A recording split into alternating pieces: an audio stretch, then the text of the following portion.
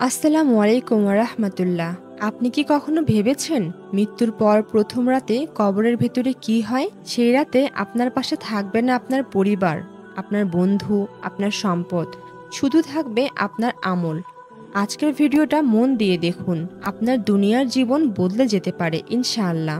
যখন মানুষের মৃত্যুর সময় আসে তখন ফেরেশতারা উপস্থিত হয়। কারোর জন্য তারা আলোর মতো উজ্জ্বল ফেরেশতা, আবার কারোর জন্য তারা ভয়ঙ্কর কালো চেহারার ফেরেশতা। আপনি কবরের ভেতরে প্রবেশ করলে প্রথমে যে অনুভূতিটি হবে সেটি হলো একাকিত্ব, এক ধরনের গভীর একাকিত্ব।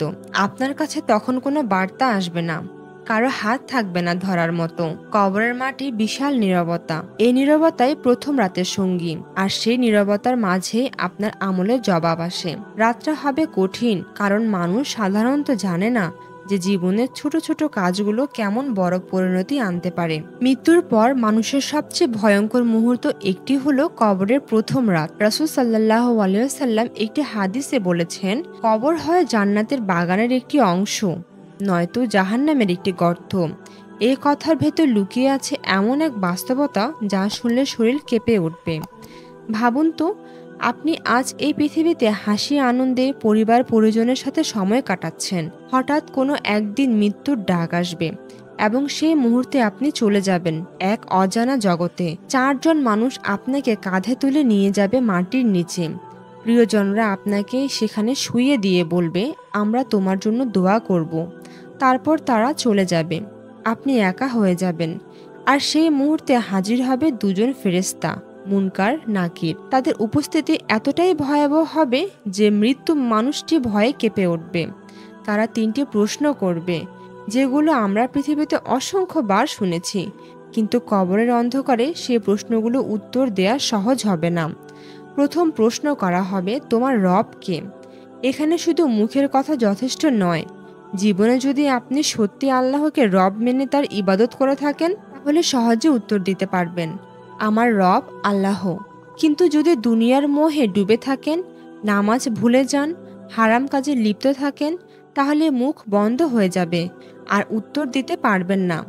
দ্বিতীয় প্রশ্ন করা হবে, তোমার দিন কি? জীবনে আমরা সবাই জানি আমাদের দিন হলো ইসলাম, কিন্তু প্রশ্ন হলো, সত্যি কি আমরা ইসলামের নিয়মগুলি মেনে চলেছি? নামাজ, রোজা, জাকাত, সততা, দয়া, এসব কি জীবনের কার্যকর ছিল?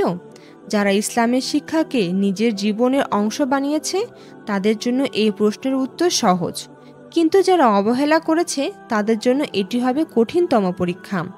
তৃতীয় প্রশ্ন করা হবে, তোমাদের কাছে পাঠানো ব্যক্তি কে ছিলেন? এখানে বলা হচ্ছে রাসূল সাল্লাল্লাহু আলাইহি ওয়াসাল্লাম সম্পর্কে। উত্তর হবে, তিনি হচ্ছেন মুহাম্মদ সাল্লাল্লাহু আলাইহি ওয়াসাল্লাম, আল্লাহর রাসূল। কিন্তু মনে রাখবেন, এখানে কেবল নাম বলা নয়, পৃথিবীতে আমরা কি তার সুন্নত অনুসরণ করেছি? আমরা কি তার দেখানো পথে হেঁটেছি? যদি তাই হয় তবে সহজেই উত্তর দিতে পারবো। কিন্তু যদি তার জীবনধারা অবহেলা করে থাকি, তবে তখন উত্তর মুখে আসবে না। যারা এই তিনটি প্রশ্নের সঠিক উত্তর দিতে পারে তাদের জন্য কবর প্রশ্রয় করে দেয়া হয়, মাটি উজ্জ্বল হয়ে যায়, জান্নাতের জানালা খুলে দেওয়া হয়, আর তারা শান্তিতে ঘুমিয়ে থাকে। কিন্তু যারা উত্তর দিতে ব্যর্থ হয় তাদের কবর সংকুচিত হয়ে যায়, চারপাশে মাটি চেপে ধরে, আর শুরু হয় ভয়াবহ শাস্তি। এবার ভাবুন তো, আমরা কি সে দিনের জন্য প্রস্তুত? আজকে হয়তো আমরা ভবিষ্যতের স্বপ্ন নিয়ে ব্যস্ত, টাকা পয়সা জমাচ্ছি, আনন্দের সময় কাটাচ্ছি, কিন্তু মৃত্যুর প্রথম রাতে সব কিছুর পরীক্ষা হবে। তখন কেউ পাশে থাকবে না, কেবল থাকবে আমাদের ঈমান ও আমল। মৃত্যুর পর আমরা একা হয়ে যাব, সাথে থাকবে না টাকা পয়সা, থাকবে না চাকরি বা নাম যশ, কিন্তু একটা জিনিস কখনো আমাদের ছেড়ে যাবে না, তা হলো আমাদের আমল। এই আমলই হবে কবরের অন্ধকারের আলো, ভয়ঙ্কর একাকিত্বের সান্ত্বনা, আর ফেরেশতাদের প্রশ্নের সময় সবচেয়ে বড় সহায়ক। প্রথমত, 5 ওয়াক্ত নামাজ।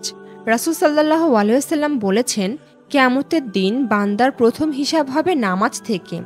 যদি নামাজ সঠিক হয় তবে বাকিটা সহজ হবে, আর যদি নামাজ নষ্ট হয় তবে অন্য কিছু কাজে আসবে না। এই নামাজে কবরের ভিতরে আমাদের রক্ষা করবে। কল্পনা করুন, কেউ যদি জীবনে নিয়মিত নামাজ পড়ে, তাহলে কবরের অন্ধকারে নামাজ একটি উজ্জ্বল আলো হয়ে হাজির হবে। সে আলো চারপাশে আলোকিত করে আপনাকে ভয় থেকে বাঁচাবে। কিন্তু যারা নামাজকে অবহেলা করেছে তাদের জন্য কবর হবে অন্ধকার, আর সেই অন্ধকারে একাকিত্ব কষ্ট পেতে হবে। দ্বিতীয়ত, কোরআন তেলাওয়াত। কোরআন শুধু দুনিয়ার জন্য নয়, আখেরাতেও আমাদের সঙ্গী। একটি সহিহ হাদিসে এসেছে, কোরআন কিয়ামতের দিন তার পাঠক বান্দার জন্য শাফাআত করবে। আবার কবরেও কোরআন আলো হয়ে দাঁড়াবে। বিশেষ করে সূরা আল মুলক, রাসূল সাল্লাল্লাহু আলাইহি ওয়াসাল্লাম বলেছেন, যে সূরা আল মুলক পড়ে আল্লাহ তাকে কবরের আযাব থেকে রক্ষা করবে ইনশাআল্লাহ। তাই প্রতিদিন অত্যন্ত কিছু আয়াত পড়া, মুখস্থ করা আর জীবনে তা বাস্তবায়ন করা, এটাই কবরে আমাদের সুরক্ষা করবে। তৃতীয়ত, বাবা মার সেবা। অনেকেই দুনিয়ার ব্যস্ততায় বাবা মার কথা ভুলে যায়, অথচ ইসলাম বলেছে জান্নাত মায়ের পায়ের নিচে। একবার একজন সাহাবী এসে রাসূল সাল্লাল্লাহু আলাইহি ওয়াসাল্লামকে জিজ্ঞেস করলেন, হে রাসূলুল্লাহ, আমি কার সেবা সবচেয়ে বেশি করব? রাসূল সাল্লাল্লাহু আলাইহি ওয়াসাল্লাম ৩ বার বললেন, তোমার মায়ের সেবা। তারপর বললেন, তোমার বাবার। মা বাবার দোয়া ও সন্তুষ্টি কবরের শান্তির কারণ। মনে রাখবেন, আপনি যদি বাবা মাকে খুশি করেন তবে সেই দোয়ায় কবরে আপনার রক্ষা কবচ হবে। চতুর্থ, দান সদকা। যে দান আপনি গোপনে করেন, যে খরচ আপনি গরিবের মুখে হাসি ফোটাতে দেন, সেই দান কবরে আপনার ঢাল হয়ে দাঁড়াবে। একটি খেজুর হলেও যদি আল্লাহর জন্য দান করেন, তা কবরের আলো হয়ে আসবে। কল্পনা করুন, অন্ধকার কবরে আপনি বসে আছেন, আর হঠাৎ আপনার জীবনের ছোট ছোট সদকাগুলো আলোর মশালের মতো হাজির হচ্ছে, আপনাকে ঘিরে রাখছে, আপনাকে সাহস দিচ্ছে। এবার আসি একটি বাস্তব জীবনের গল্পে। একজন বৃদ্ধা মহিলা ছিলেন। তিনি খুব দরিদ্র ছিলেন, কিন্তু নামাজের মধ্যে খুব ভক্তি ছিল। মৃত্যুর পর তার ছেলেরা তার জন্য নিয়মিত দোয়া করত। এক রাতে ছেলেটি স্বপ্নে দেখল তার মা সাদা পোশাকে প্রশান্তিতে বসে আছেন। সে জিজ্ঞেস করল, আম্মা, আপনি কি শান্তিতে আছেন? তখন মা বললেন, হ্যাঁ বাবা, তোমাদের দোয়া আর আমার নামাজের কারণে কবর আমার জন্য বাগান হয়ে গেছে। এই গল্প আমাদের শেখায়, আমাদের দোয়া, আমাদের সদকা, আমাদের ইবাদত সবই মৃত্যুর পরও আমাদের উপকারে আসবে। সুতরাং কবরের প্রথম রাতের ভয় থেকে বাঁচতে হলে আমাদের সেরা সঙ্গী বানাতে হবে এই 4টি জিনিসকে: নামাজ, কোরআন, বাবা মার সেবা আর দান সদকা। এগুলো হবে প্রকৃত বন্ধু, বাকিরা সবাই চলে যাবে। আজকের এই মুহূর্তটাই আপনার জন্য সবচেয়ে গুরুত্বপূর্ণ। কবরের ভয়াবহ সত্য, প্রথম রাতে একাকিত্ব, ফেরেশতাদের প্রশ্ন সবকিছু আমাদের মনে করিয়ে দেয় জীবন খুব সীমিত, কিন্তু আল্লাহর রহমতে এখনই আপনি পরিবর্তনের সুযোগ পেয়েছেন। তাই আজই বদলানোর সিদ্ধান্ত নিন। প্রথমত ধাপ হলো, আজই তওবা করুন। যে ভুলগুলো করেছেন, যে গুনাহ করেছেন, আজই আল্লাহর কাছে তওবা করুন। মনে রাখবেন, আল্লাহ তওবার জন্য সর্বদা প্রস্তুত। ছোট হলেও একটি তওবা অন্তরে শান্তি এনে দেয়। দ্বিতীয় ধাপ হলো, ছোট ছোট আমল শুরু করুন। আপনি হয়তো মনে করবেন, এতদিন পাপ করেছি, ছোট কাজ কি যথেষ্ট হবে? সেটা ভুল। ছোট নেকি কাজগুলি কবরে আলো হয়ে দাঁড়ায়। প্রতিদিন অত্যন্ত একটি ছোট সাদকা, একবার নিঃশব্দে কোরআন পাঠ বা কারোর জন্য একটি ভালো কাজ করুন। এটি আপনার কবরকে প্রস্ত্র করবে এবং মৃত্যুর ভয়কে কমাবে। তৃতীয় ধাপ হলো, প্রতিদিন কিছু সময় কোরআন পড়ুন। কোরআন আমাদের জীবনের দিক নির্দেশক। প্রতিদিন কিছু সময় আল্লাহর কথা পড়তে, বুঝতে এবং পালন করতে দিন। মনে রাখবেন, কবরের প্রথম রাতেও কোরআন আলোর মতো আপনার পাশে থাকবে। ছোট একটি সূরা বা কয়েকটি আয়াতও বড় প্রভাব ফেলে। চতুর্থ ধাপ হলো, বাবা মার খেদমত করুন। বাবা মার সন্তুষ্টি আমাদের জীবনের সবচেয়ে বড় রক্ষা। প্রতিদিন তাদের খুশি করার জন্য ছোট কিছু কাজ করুন। একটা হাসি, একবার সাহায্য বা কেবল তাদের সাথে সময় কাটানো। মনে রাখবেন, কবরে আপনার সান্ত্বনা হবে তাদের দোয়ায়। পঞ্চম ধাপ হলো, মৃত্যুর কথা বেশি মনে করুন।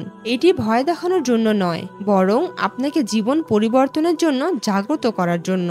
মৃত্যুর স্মরণ আমাদেরকে ধীরে ধীরে নেকি ও সৎকায়, নামাজে ও কোরআনে উদ্বৃত্ত করে। ষষ্ঠ ধাপ হলো, পরিবার ও বন্ধুদের সাথে এই সত্যগুলো শেয়ার করুন। আপনি যদি নিজে সচেতন হন কিন্তু অন্যদের না জানান, তাহলে তাদেরও ক্ষতি হবে। মৃত্যুর ভয়, কবরের সত্য এবং আমলের গুরুত্ব, এগুলো শেয়ার করলে শুধু আপনি নয়, আপনার প্রিয়জনরাও উপকৃত হবে। একটি ছোট ভিডিও, গল্প বা কথোপকথনের মাধ্যমে এই বার্তা ছড়িয়ে দিন। মনে রাখুন, আজ যদি আপনি এই 4টি কাজ শুরু করেন, তাহলে আগামীকালের জন্য আপনার প্রস্তুতি শুরু হয়ে গেছে।